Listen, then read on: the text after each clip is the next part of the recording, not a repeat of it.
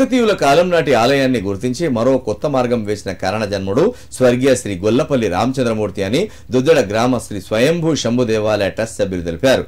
10 ఏళ్ల క్రితం ఆలయానికి పదుల సంఖ్యలో భక్తులు వస్తే సరైన వసతులు లేక ఇబ్బందులు పడుతున్నారని గుర్తించి గ్రామ ప్రజలను ఏకం చేసి ఆలయాన్ని అన్ని విధాలుగా అభివృద్ధి చేశారని గుర్తు చేశారు. సిద్దిపేట జిల్లా కొండపాక మండలం దుద్దెడ శంభు దేవాలయ ప్రాంగణంలో శ్రీ గొల్లపల్లి రామచంద్రమూర్తి సంస్మరణ సభ నిర్వహించారు. కుటుంబ సభ్యులు, గ్రామ పెద్దలు, భక్తుల నడుమ ఆయన చిత్రపటానికి జ్యోతి ప్రజ్వలన చేసి పూలమాలలు వేసి నివాళులు అర్పించారు.